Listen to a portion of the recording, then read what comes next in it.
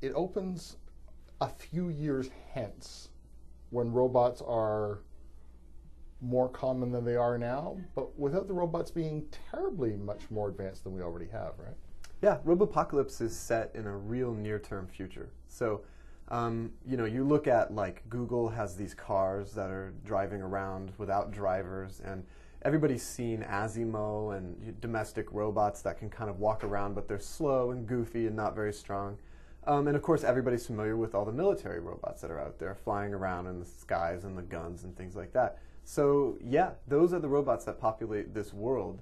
And basically, when everything goes down, no robots come from outer space. There's no Terminators on the day that, you know, that this all happens. It's all just the technology that we're all pretty used to and that we depend on that turns on us.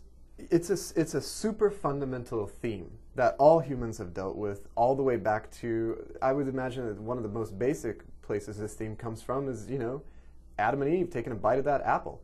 I mean, every time we have a new invention, a new technology, the humankind gets more powerful and it also gets more vulnerable, you know. At this point, if we took 10 years of our technology that we have now and rolled it back and it all disappeared, millions of people would die, you know, because we depend on every new advance that feeds us, gets our sewage away from us, allows us to communicate with each other, allows us to wage war on each other. All of these technologies combine to, you know, into this big, you can imagine as a big teetering building, this big skyscraper that has just been thrown together over the years willy-nilly, and that's humanity, you know. And if you start taking away that technology, the whole thing falls down. And, you know, it doesn't mean the end of the world. It just means that the vast majority of humanity dies. This starts, you know, as a man-made problem, robots, and what gets loose is a virus with a personality, with a. So, this book is called Robopocalypse. You're going to be able to pretty much figure out what it's about from looking at the title, you know?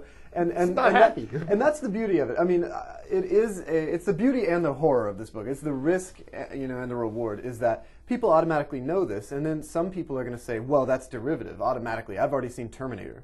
Well, you know, I have too, and I don't want to write Terminator again, you know? But I also want to make a book that people are going to be able to hit the ground running. I don't want to have to teach you a whole new world with new terminology and introduce a bunch of crazy robots. Like, this novel is about people that are surviving this situation, and on page 1, you know, you start out in a scenario that's somewhat familiar, and then you go in from there. I love that you actually start at the end of the war. Yeah, this has been something that people I've also read in reviews and things, and people say, well, he gave away the ending. Really? Really? Do you think that you're going to get to the end of the book and every human being is going to be dead? That's the book I'm going to write.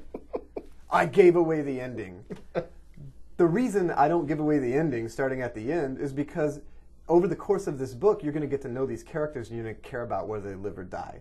And I do kill a bunch of them in really fun and gratifying ways. But, you know, by the time you get to the end of the book, you should never be wondering whether all of humanity is going to be destroyed, and the fact is that's never the goal of the evil artificial intelligence. That's never its goal in the first place, to kill all humans. I think that's sad when robots in any fictional epic, and Battlestar and Terminator, I always kind of cry a little for the robots that they're defined by humanity.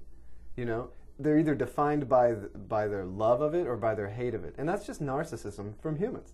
I think that robots are their own thing. If they're truly intelligent, why would they care about us?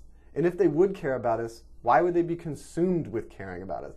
That we would be one thing among many that they would be interested in. And in Robopocalypse, we're a side project, and part of that side project is, you know, thinning the herd and just killing a lot of humans. And it's to serve a greater purpose, which you'll find out by the time you get to the end. Your villain, how do you say his name? Arcos. Arcos. Yes. I love that Arcos, unlike like Bond villains, I mean, he does not, you know, he He breaks none of the rules. He doesn't wear a cape. He doesn't monologue. He doesn't, build a fortress with a huge flaw in it. He actually hides brilliantly. He is intentionally in an environment where human beings cannot exist. There's too much radiation. He's in Alaska. It's frigid. The temperatures make it. There are lots of places on Earth that are very uncomfortable for humans to survive for very long. And Arcos obviously chooses one of those places to be. It's a safe place if you don't want humans to show up and kill you. So I tried to make sure that Arcos thought pretty logically about this. He's also very manipulative around human beings. He appears often as a little boy, and I mean, if he can appear as anything he wants, I call him he. I don't know, I should call him it, I guess, but he's worked that magic on me too.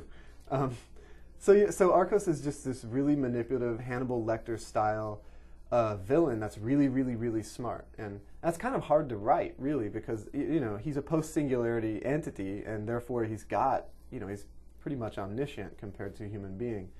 The book is Robopocalypse. I've been speaking with the author Daniel H. Wilson, and Robopocalypse is published by Doubleday.